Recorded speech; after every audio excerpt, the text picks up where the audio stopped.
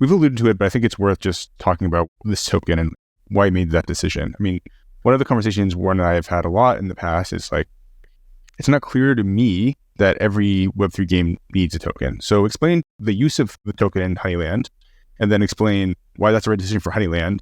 And maybe if you're feeling funky, explain why it may or may not be the right decision for other people. Yeah, I still battle with this. My dad actually will come over. I see him all the time, and he's always like, well, it's not backed by anything, so I don't know why any cryptocurrency has value, you know? And I'm like, yeah, we are kind of creating this value, right? But if the product around it, the IP, the community, the game has value in itself, then you can actually create value out of thin air to some extent, right? And so as long as you believe that you can do that and that you're truly creating value, not just taking advantage of an opportunity, I think that a gaming token can survive.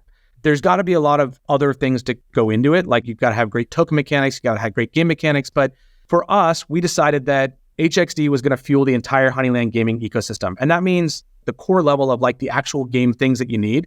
The broader, more think of like online digital Honeyland ecosystem. So maybe merch can be purchased in HXD or certain things like that, where it's not in the game, but it is part of the broader online digital experience. And then potentially what I would love to do is involve it in some IRL experiences as well and make it, whether it's a currency that can be used to purchase other things or can be used to get access to certain events that we're able to throw or get you access to local events. And so there's a bigger vision here. And I think that when you have a token that fuels all of that, it's important. When I talked about kind of these game mechanics though, I think there's three things that need to be in place. You need to create an incentive structure so that it's more valuable in the ecosystem than outside of the ecosystem, right? And so you can do this with things like a withdrawal tax, or you can do this with like multipliers or certain things like that. So keeping it in the ecosystem creates more value for that token than removing it from the ecosystem. There's no alternative spending opportunity. You have to have this token in order to unlock this event.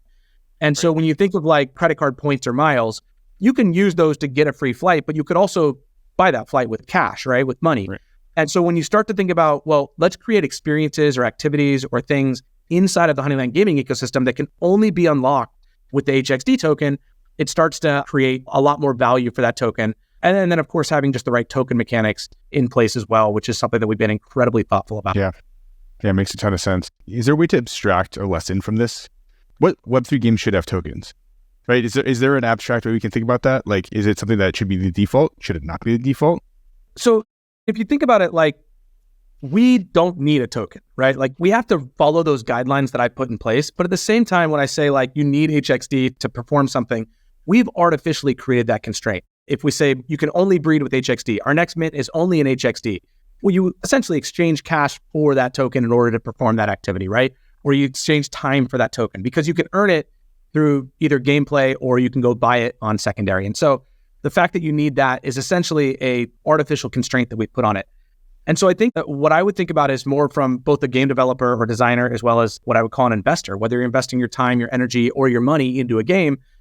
What is the underlying value that that token brings and how sustainable is it? Like, what have been the things that create the value for that token? Because think of like a casino. I walk into a casino, I put $100 on the table, they give me chips in exchange, and then I can eventually exchange those chips on the way out. But those chips will always have the exact same value.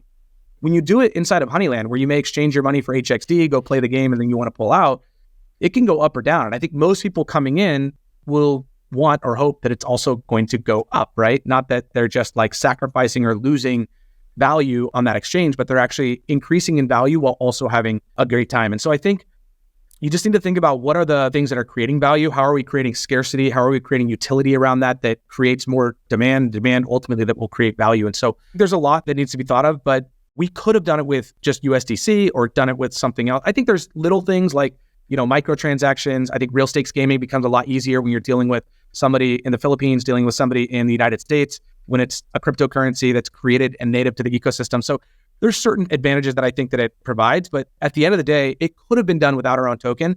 But if we're able to create this value out of this token, it creates a much more attractive ecosystem for people who want to come in and play a game and that has all the Web3 components, I think.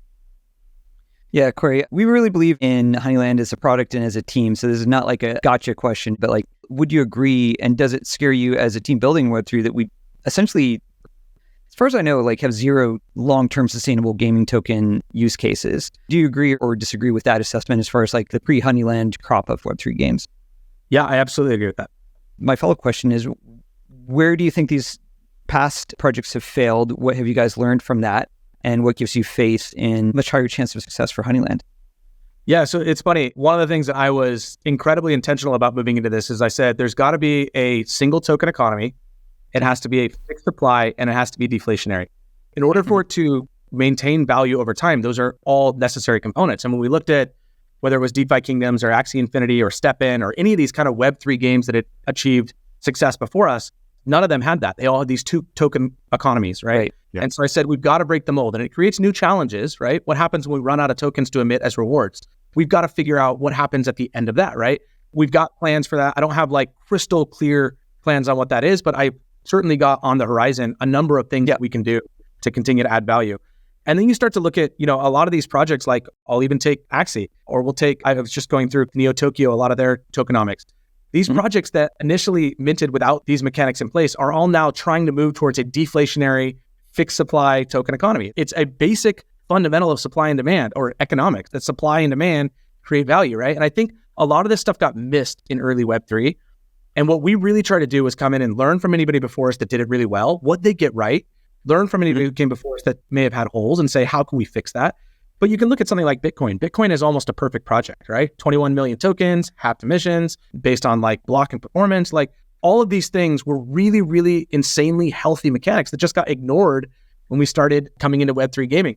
Ethereum did it very different than Bitcoin in terms of like what their token structure looks like. Same with Solana. I think they've all done it with really, really healthy sustainability in mind, though, that I don't think a lot of Web3 games did. And so it's yet to be seen if we've done it perfect, but I think that we put some mechanics that have not been in place in any of the games before us that reached some level of success, that had they done certain things like that, it creates constraints on the front end. But I think those constraints can lead to much greater sustainability on the back end. I think that's fair. And I like that you guys are also transparent with the things that you're still figuring out, but you're at least flagging like, yes, this is something that we have to address in the future phase. We have ideas, but you're not running away from what those challenges will be. The thing that gives me hope is that A, we have a plan and an awareness of this, but B, meme coins that don't have any utility can create sustained value, right? And so like we've actually seen tokens have sustained value without any utility. My whole thing is I don't want to rely on just HXD as something that's in circulation, that's why it has value, because it always did. I want to continue to create more and more value and utility for the token over time. It makes sense.